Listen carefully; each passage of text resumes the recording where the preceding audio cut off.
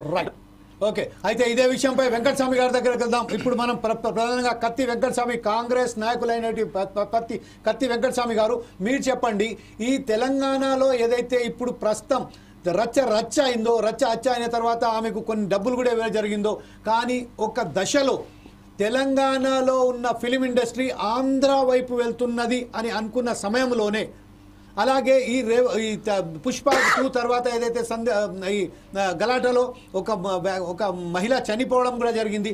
ఇప్పుడు సద్దమురిగినట్టేనా, లేకపోతే ఇంకొక వైపు దారి తీసిందా? ఎందుకంటే ఇప్పుడు తెలంగాణ అంశం పైకి వచ్చింది, తెలంగాణ రిప్రజెంటేటివ్ ఎవ్వరూ లేరని వచ్చింది. దీని మీద మీరు ఎలా విశ్లేషిస్తారండి? సరే, ఇప్పుడు ఈ సినీ ఇండస్ట్రీ అంటేనే out of Telangana sir. Yeah, that's right, exactly, you have corrected point. Okay, ఇది ఎప్పుడు మనది కాదు. అసలు ఆధిపత్య పోర్లలో ఇది కూడా ఒక ఆధిపత్యం. ఆంధ్ర ఆధిపత్య శక్తులని మాట్లాడినాం, ఆంధ్ర ప్రజలని ఎప్పుడు మాట్లాడలేము మేము తెలంగాణ ఉద్యమ టైంలో. కేసీఆర్ గారు కావచ్చు, నేను కావచ్చు, కోదండరామ్ గారు కావచ్చు, స్వామి గౌడన్న కావచ్చు, ఎవరైనా మాట్లాడింది, వెట్టులన్న కావచ్చు, మేము మాట్లాడింది ఒక ఆంధ్ర ఆధిపత్య శక్తులకు మాత్ర వ్యతిరేకంగానే మా పోరాటం అని చెప్పినాం.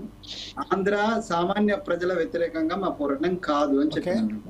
జే కావచ్చు, లేదా even TRS also and the BJP also, A party కూడా ఆంధ్ర సామాన్య ప్రజలకు కొట్లాట చేయాలి. అది టీడీపీ కూడా కావచ్చు, మేము కూడా.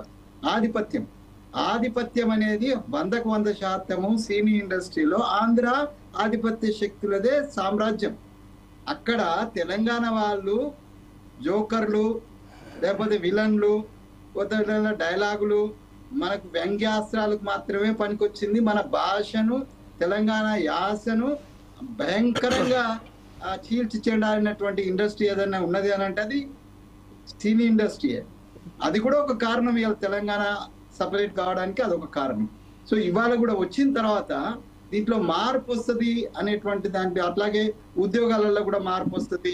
తర్వాత ఇక్కడ సెటిల్ అయ్యే వాళ్ళ కూడా, వ్యాపారస్తులు కూడా వస్తుంది. తర్వాత ఇక్కడ వ్యాపారాలు చేసుకున్నట్టు, ముఖ్యంగా ఎడ్యుకేషన్ సిస్టంలో నాకు బాగా గుర్తుందండి, తెలంగాణ లెక్చరర్ ఫోరం పక్షాన మేము సమరబేరి పెట్టినాం. అది ట్రెండ్ సెట్టింగ్ అన్నాడు కేసీఆర్, అన్నాడు కోదండరామ్ గారు.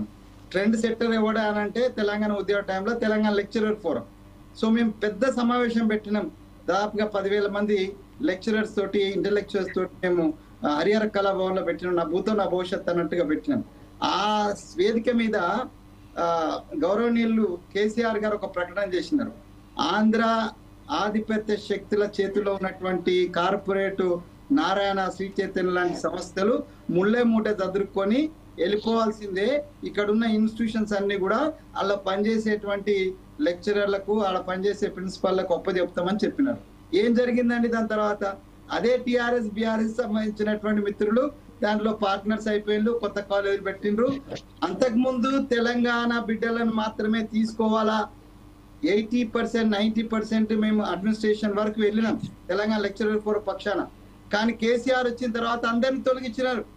ఒక్క టిఆర్ఎస్ బిఆర్ఎస్ నాయకుడు తెలంగాణ లెక్చరర్లను తొలగిస్తే మాట్లాడినటువంటి అవమానకరమైనటువంటి, అంటే అందరూ ఏమనుకున్నారంటే, ఈ స్టేజ్ లో నేను కల్వకుర్తిలో వెళ్ళినప్పుడు ఒక లెక్చరర్ అన్నాడు, అన్న ఎందుకు తెలంగాణ వచ్చిందన్న, తెలంగాణ రాకముందు ఆంధ్రలో కనీసం భయానికన్నా మన లెక్చరర్లను పెట్టుకున్నారన్నా, మీ తెలంగాణ టీఎల్ఎఫ్ భయానికి ఇప్పుడు అది కూడా లేదని చెప్పినారు.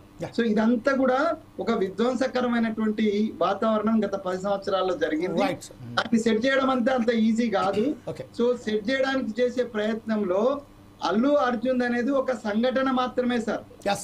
దానికును మొత్తం సినీ ఇండస్ట్రీకి అండ్ ప్రభుత్వానికి మధ్య ఉన్నటువంటి సంబంధాలు, లేకపోతే సత్సంబంధాల, విభేదాలు అనే దానికి సంబంధం లేదు. ఇందాకే మాట్లాడుతూ ఇది నాగార్జున కూలగొట్టే విషయం కూడా అన్నారు. సో ఇవన్నీ కూడా నేను అంటే ఒక భయానకమైనటువంటి అమానవీయ విషయం ఏంటంటే, సినీ పెద్దలందరూ కూడా హాఫ్ డే ఫుల్ డే కూడా కాలే, ఫుల్ డే జైలుకు పోయినటువంటి అల్లు అర్జున్ ఇంటికి వాళ్ళ పిల్లలు తడపాయించిండ్రట. అందుకని అందరూ ఉరికిచ్చినారు. పెద్ద లీడర్, పెద్ద సినీ ఇండస్ట్రీ అంటే ఆయన ఇంటికి పోయాను. అది సామాన్యమైనటువంటి మహిళ.